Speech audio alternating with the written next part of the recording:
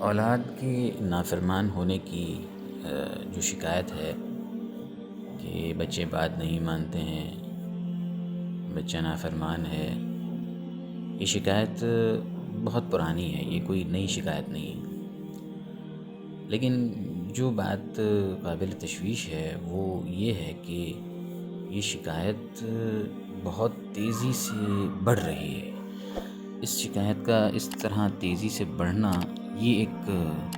لمحہ فکریہ ہے اور قابل تشویش بات ہے۔ ہر دوسرے والدین یہ شکایت کرتے نظر آتے ہیں کہ ان کا بچہ ان کی بات نہیں مانتا ہے۔ تو میں یہاں قاسم علی شاہ صاحب کا آپ نے نام سنا ہوگا۔ قاسم علی شاہ صاحب ایک نامی گرامی شخصیت ہیں اور اللہ تعالیٰ اپنی مخلوق کو ان کے ذریعے سے بڑا نفع پہنچا رہے ہیں۔ اللہ تعالیٰ ان کی محنت کو قبول فرمائے۔ تو میں یہاں قاسم علی شاہ صاحب کے حوالے سے ایک بات کوٹ کرنا چاہوں گا۔ ان کی کسی گفتگو سے میں نے یہ بات اخذ کی تھی، ان کی گفتگو کہیں میں نے سنی تھی اور اس سے یہ بات میں نے اخذ کی تھی۔ تو انہوں نے کہا تھا کہ اولاد کے نافرمان ہونے کی عام طور پر 3 وجہیں ہوتی ہیں۔ اگر والدین ان 3 وجہوں کا علاج کر لیں تو بچہ انشاءاللہ والدین کی بات ماننے لگ جائے گا۔ 3 وجہیں ہوتی ہیں جس کی وجہ سے بچہ نافرمان بن جاتا ہے اور بچہ بات نہیں مان رہا ہوتا۔ پہلی وجہ تو یہ ہو سکتی ہے کہ یہ اللہ تعالیٰ کی طرف سے جو مکافات عمل کا نظام ہے اس کے تحت ہو رہا ہو، یعنی جیسی کرنی ہوتی ہے ویسی بھرنی ہوتی ہے۔ اللہ تعالیٰ کا نظام میں جزا اور سزا ہے کہ جیسا انسان کرتا ہے ویسا پلٹ کر اس کو پھر اپنے نصیب میں بھی دیکھنا پڑتا ہے۔ آپ نے اپنے والدین کو ناراض کیا ہوا ہے، ان کو ناخوش رکھا ہوا ہے، ان کو پریشان کیا ہوا ہے، تو اللہ تعالیٰ کے نظام جزا و سزا میں جن گناہوں کی سزا دنیا میں ملنا شروع ہو جاتی ہے ان میں ایک والدین کی حق تلفی بھی ہے۔ تو سب سے پہلے تو والدین یہ سوچیں کہ کہیں میرے ساتھ بھی یہی معاملہ تو نہیں ہو رہا، خدا نخواستہ کہیں اللہ تعالیٰ کی طرف سے یہ مکافات کا نظام تو نہیں چل رہا، یہ اللہ تعالیٰ کا جو نظام جزا اور سزا ہے کہیں یہی تو میرے ساتھ نہیں چل رہا، کہیں میں نے والدین کو پریشان کیا ہو، والدین کی حق تلفی کی ہو تو اس کی سزا مجھے اپنی اولاد کی صورت میں دیکھنی پڑ رہی ہو۔ تو اگر خدا نخواستہ یہی وجہ ہے تو پھر اس کا حل یہ ہے کہ اگر آپ کے والدین زندہ ہیں تو جا کے ان کے پیر پکڑ لیں، ان سے معافی مانگ لیں، انہیں راضی کریں، انہیں خوش کریں اور ان سے اپنا معاملہ کلیئر کروا لیں۔ وہ آپ سے راضی ہو جائیں اور وہ آپ سے خوش ہو جائیں، اور یہاں وہ آپ سے راضی ہوں گے وہاں آپ کھلی آنکھوں دیکھیں گے کہ آپ کے بچے میں بھی تبدیلی آ جائے گی۔ لیکن اگر اللہ بخشے والدین دنیا سے رخصت ہو چکے ہیں تو پھر اس کا حل یہ ہوگا کہ آپ ان کے لیے خوب دعائیں کریں اور خوب صدقات کے تحفے انہیں پہنچائیں اور اللہ تعالیٰ کی بارگاہ میں یہ عرضی ڈالیں کہ اللہ آپ کے والدین کو آپ سے راضی کر دیں۔ تو وہاں اگر وہ آپ سے راضی ہو جاتے ہیں تو انشاءاللہ آپ اپنے بچے میں بھی بدلاؤ محسوس کریں گے۔ یہ ممکنہ طور پر پہلی وجہ ہو سکتی ہے۔ بچے کے نافرمان ہونے کی دوسری وجہ جو قاسم علی شاہ صاحب نے ذکر کی وہ یہ ہو سکتی ہے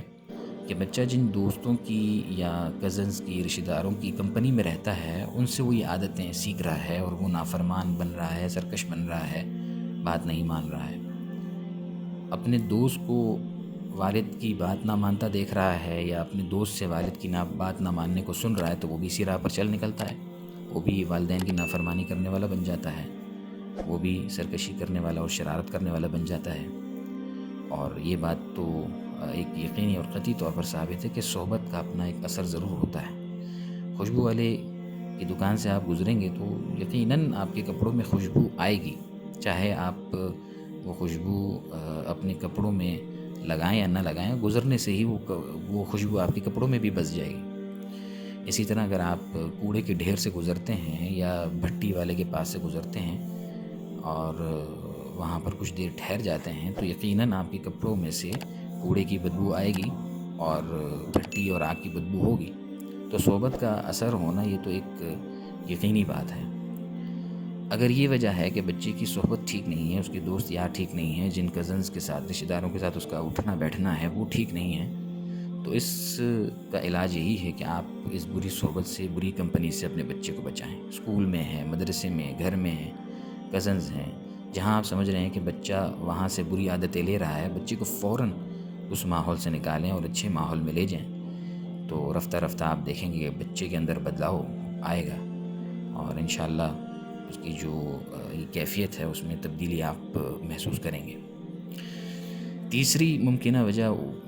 قاسم علی شاہ صاحب نے یہ بتائی ہے کہ یہ بھی ہو سکتا ہے کہ آپ نے اپنے بچے کو اپنے آپ سے اتنا دور کر لیا ہے کہ بچہ اندرونی طور پر کسی پریشانی کا شکار ہے، اندرونی طور پر اس کے اندر ایک کنفیوژن کی کیفیت کہیں پیدا ہو گئی ہے، کہیں پریشان ہے اندر سے، اور آپ کے بارے میں اس کے دل میں کوئی غلط فہمی پیدا ہو گئی ہے کیونکہ آپ نے اسے اپنے آپ سے دور کر دیا ہے. آپ اس کے ساتھ بیٹھتے نہیں ہیں، آپ اسے وقت نہیں دیتے ہیں، تو وہ آپ سے دور ہو گیا ہے، اور آپ سے اس کے دل میں ایک غلط فہمی پیدا ہو گئی کہ شاید آپ کا اس کے ساتھ کچھ شفقت اور محبت کا تعلق نہیں ہے. تو وہ اس غلط فہمی کی وجہ سے آپ کے سامنے اپنی پریشانی تو نہیں بتا رہا ہے، وہ جھجک رہا ہے کہ آپ کے سامنے اپنی اس اندرونی پریشانی کا اظہار کرے. تو نتیجہ یہ نکل رہا ہے کہ چونکہ وہ آپ سے دور ہے اور اس کے دل میں آپ سے غلط فہمی جڑ پکڑ گئی ہے،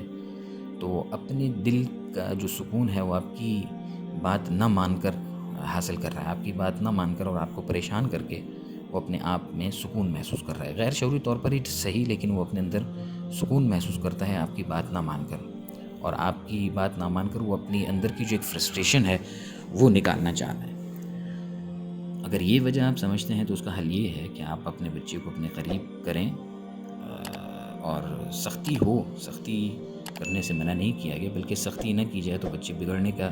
زیادہ خطرہ ہوتا ہے. سختی ہو، لیکن ایسی سختی نہ ہو کہ بچہ آپ سے دور ہی ہو جائے.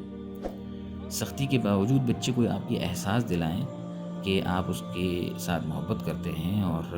وہ آپ پر پورا بھروسہ کر سکتا ہے، اور آپ پر پورا اطمینان کر کے آپ سے اپنی پریشانی،